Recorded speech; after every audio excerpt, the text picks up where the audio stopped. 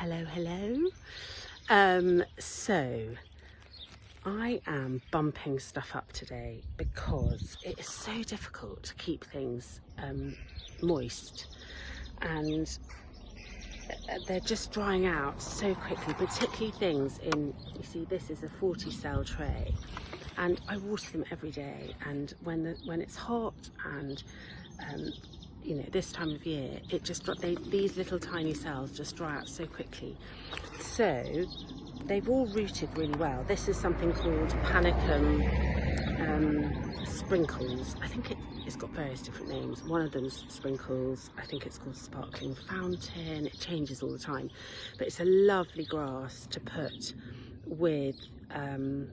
It's a millet, so it's lovely to put with things like dahlias in pots, or it's great for flower arranging, but it adds that gorgeous sort of airiness when you've got the big sort of bulky, blousy dahlia bulb, and then this just floats around it and it looks so pretty.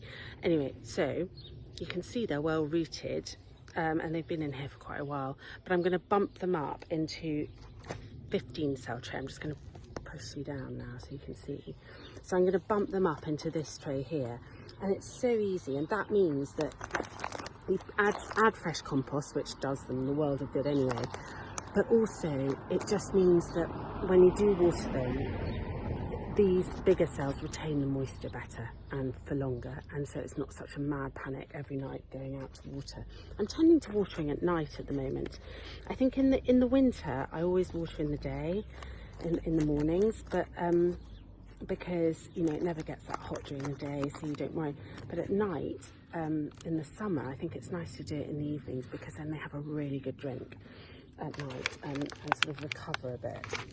Anyway, so it's as simple as just literally putting a bit of compost in the bottom, putting the plug in, and then just filling gently around it. I don't really press down too hard, because I'll shake the whole thing down later on. But that's the same with loads of other stuff that I've got coming on. I've just sown some more cosmos, which again I'm going to do the same sort of thing with. This is just peat-free compost, and it's actually got a bit of extra John Innes in it, which will just give it a bit of a boost as well in terms of feed, because you can see some of these leaves are going a little bit yellow, so they're just in need of a bit of food and love. Anyway, I hope that helps. It definitely will help with the watering, because I know watering at this time of year, you just feel like you're doing it all the time. So yeah, hope it helps, and I'll speak to you later. Bye.